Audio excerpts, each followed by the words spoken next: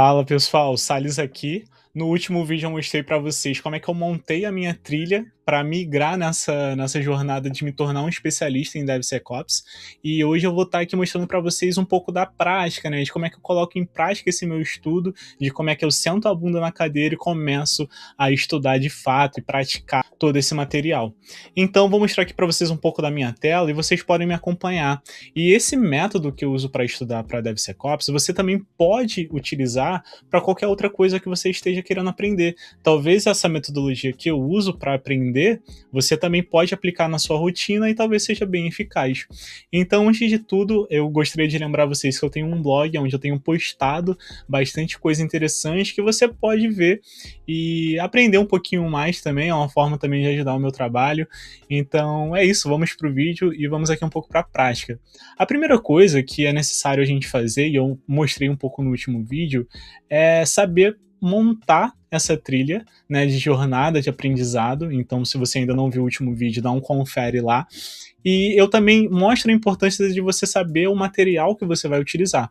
Eu falei para vocês que eu estava utilizando muito a plataforma da Alura, que eu adquiri por 2 anos. Porém, eu também, esses últimos dias, eu vi uma plataforma que ela é muito boa, que é a Deltec, e eles lançaram uma promoção imperdível aí, vitalícia, e eu tive que pegar, porque a Deltec é um... Isso não é merchan, mas a Deltec é um grande protagonista aí nesse mercado para provas, né? Tanto que eles também dão desconto para provas como a LPCI e também para CCNA. Então, pensando nisso, eu falei, por que não, né? Então lá, eu vou mostrar aqui para vocês um pouco da plataforma, não sei se eu poderia estar fazendo isso, mas aqui é mais ou menos a cara, então eu tenho uma videoaula e eu também tenho uma apostila.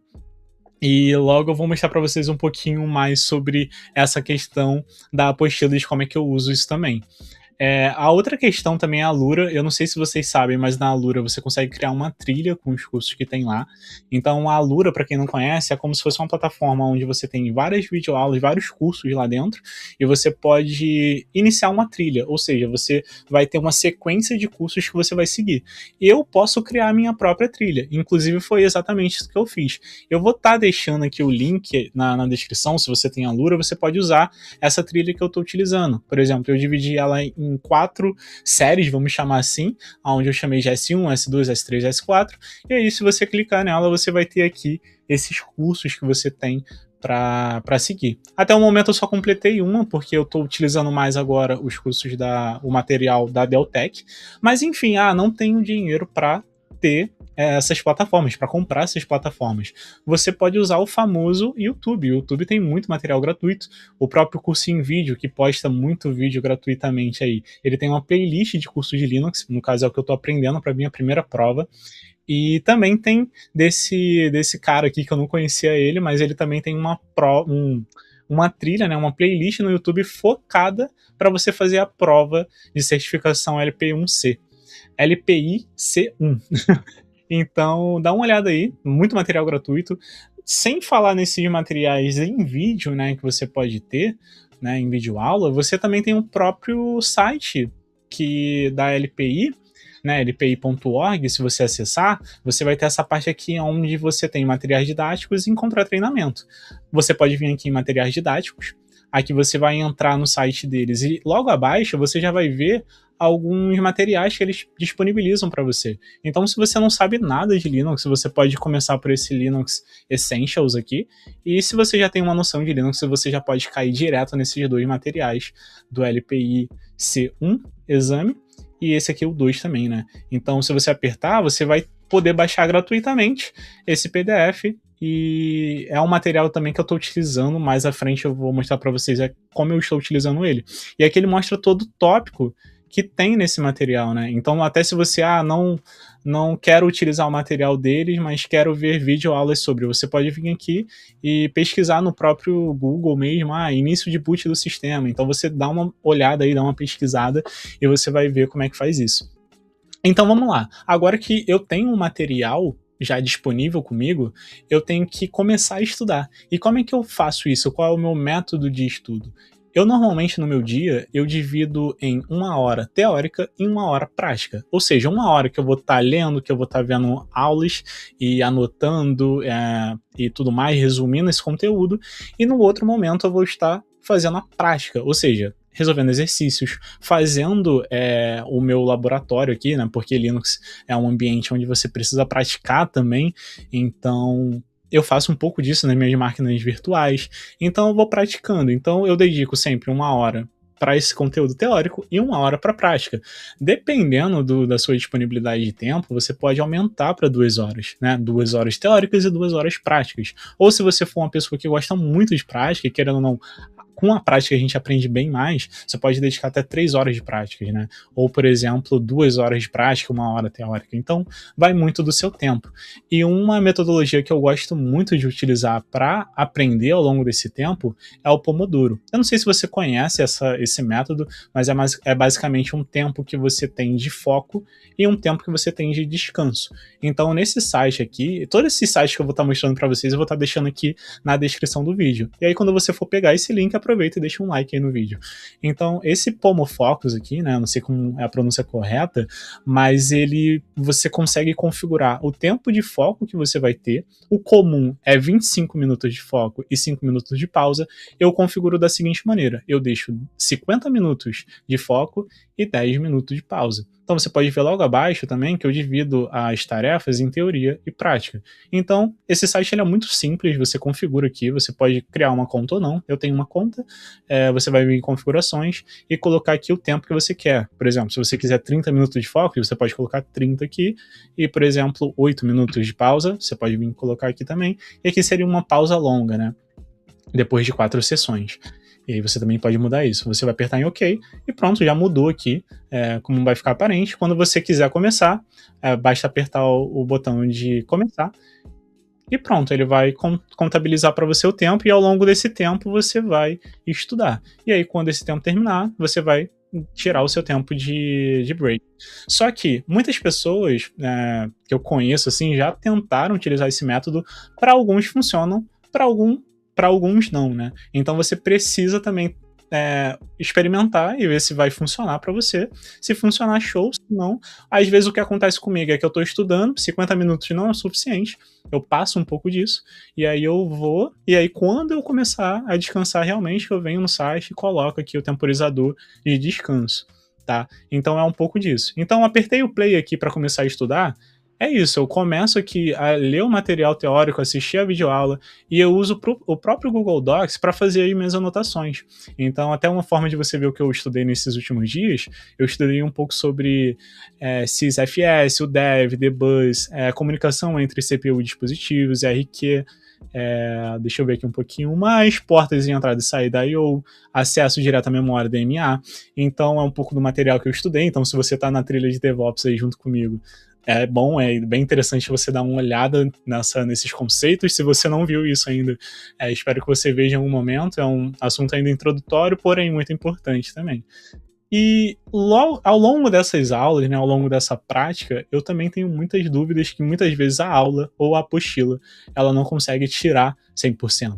Então, eu logo mostro uma outra ferramenta, que é o Notebook LM. Então, eu deixo aqui a aula rolando, o Docs de um outro lado, e deixo também o Notebook LM ali para que eu acesse e vou tirando minhas dúvidas. Então agora com o Notebook LM aberto, eu acabei aqui pausando o vídeo porque teve um limite aqui da ferramenta, mas então, como é que o Notebook LM funciona? Eu até mostrei em um blog meu a diferença entre o Gemini e o Notebook LM. O Notebook LM ele vai se limitar ao material que você colocar. Então vamos lá, vou mostrar aqui para vocês um pouco como é que funciona.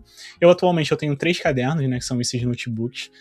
Eu vou entrar aqui no DevSecOps. Se você quiser criar uma conta no Notebook LM, se eu não me engano ele é gratuito. Eu vou até deixando aqui na tela porque eu não lembro se ele é gratuito, mas eu acredito que seja assim. Você vai criar uma conta aqui no Notebook LM, que está associada à sua conta do Google, na verdade. Você vai vir aqui em criar um novo notebook e vai escrever o que você está aprendendo, né? E então, por exemplo, aqui eu já tenho esse notebook e a primeira coisa que você precisa entender é que o Gemini ele vai utilizar de diversos materiais na internet, enquanto o notebook LM ele vai se limitar somente aos materiais que você colocar aqui. Quais são esses materiais? Quais são os materiais que o notebook LM aceita? Logo aqui você vai ter essa parte de adicionar fontes e aqui você vai ter os materiais que ele aceita. Você pode colocar um arquivo em PDF, você pode colocar uma imagem, você pode colocar um site. Então você tem um limite aqui de 300 materiais, o que já é bastante coisa, né? Atualmente vocês podem ver aqui que eu tenho 11 desses materiais. E qual é o ponto disso tudo? É que esses materiais, eles vão ter o conteúdo que você está utilizando para estudar. Então, o seguinte, eu acabei utilizando aqui dos PDFs desse curso que eu tenho, tanto da Deltec, tanto da Alura, né, cursos, livros em PDF também, links do site. Então, por exemplo, aqui, aquele e-book que eu baixei aqui nesse material, né, eu coloquei lá no Notebook LM. Então, você pode baixar aqui o Linux Essentials, né, essas apostilas aqui, esses materiais do LPIC 1, 2, e colocar aqui no Notebook LM. E aí você consegue tirar uma dúvida, né? Pedir para ele complementar alguma questão que você ainda não entendeu 100%, tirar a dúvida específica sobre um capítulo. Se você, eu só quero tirar dúvida sobre uma fonte que eu estou estudando. Às vezes você está lendo um livro e eu não entendi muito bem uma determinada coisa. Você marca aqui somente ele e fala aqui o que você quer saber. Então, às vezes, quando ele não consegue tirar dúvida em nenhuma das fontes que você colocou, ele vai buscar essa ajuda externa, ou seja, ele vai buscar de um outro material da internet. Mas a diferença do Gemini é que ele avisa aqui para você, olha só, eu estou buscando aqui essa resposta de uma fonte externa. Inclusive, essa pergunta aqui que eu fiz por último, ele fala isso também, né? Então você vai ter essa ferramenta muito útil para te ajudar. Sem falar que você também consegue aqui utilizar outras ferramentas que o Notebook LM te oferece, como criar um teste, né? Então você pode criar aqui um teste com todos os materiais, somente com um material. Então eu fiz aqui um exemplo de quiz, e ele trouxe aqui para mim 12 perguntas que eu posso estar aqui respondendo, e aí se eu souber, no final ele vai trazer um resultado para mim e tudo mais. Enfim, eu não consigo mostrar para vocês todas as coisas que o Notebook LM é capaz, mas se você quiser, em um outro vídeo eu posso trazer aqui um pouco. Uma coisa que eu gosto de fazer é pedir para ele gerar alguns cartões de perguntas e respostas. Então, por exemplo, eu utilizo essas perguntas de frente e verso no Anki. Aqui no Anki você consegue criar decks, é como se fosse um deck de baralho mesmo, onde nesses baralhos, né, nesses cartões, você vai ter o frente e o verso dela. Então, eu estou estudando aqui determinado tópico. Aí eu falo para ele, gere cartões para o Anki frente e verso do capítulo tal, ou sobre o assunto tal. E aí ele vai trazer aqui para mim alguns frente e versos desses cartões. Eu posso, por exemplo, abrir esse deck aqui que eu criei, e ele vai mostrar para mim a frente do cartão. Por exemplo, ele fez essa pergunta aqui, né? Como o Linux nomeia os discos rígidos no padrão IDE, conectados como master e slave no canal primário? Eu vou ler essa pergunta, eu vou refletir se eu entendi essa pergunta, se eu sei a resposta dela, e logo em seguida eu vou apertar aqui para ele mostrar a resposta, ou seja, show answer, e eu vou ver aqui qual é a resposta.